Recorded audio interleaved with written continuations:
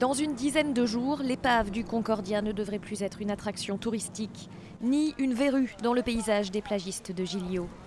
Le paquebot est prêt à quitter l'île Toscane, direction Gênes dans le nord-ouest de l'Italie, où il sera démantelé. Pourtant, dans le port de pêche de Giglio, certains ne sont pas convaincus de la réussite de l'opération. Pour vous dire franchement les choses, je ne suis pas très optimiste. Dégager ce monstre, ce n'est pas gagné. Mais depuis que j'ai vu qu'ils ont réussi à le redresser, je me dis que finalement, c'est peut-être jouable.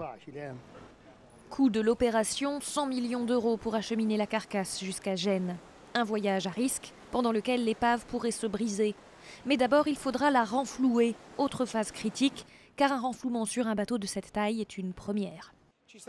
300 ingénieurs et plongeurs ont accroché sur les flancs du paquebot d'énormes caissons remplis d'eau. Ces caissons seront bientôt vidés, ce qui fera remonter à la surface une partie de l'épave immergée. Sans cela, elle ne pourra pas être déplacée. Les techniciens guetteront aussi les bonnes conditions météo, pas de grosses vagues, ni de vent trop fort, pour enfin débarrasser la baie du navire de 115 000 tonnes, échoué pendant la nuit du 13 janvier 2012, après avoir heurté un rocher. 32 passagers avaient alors perdu la vie dans le naufrage.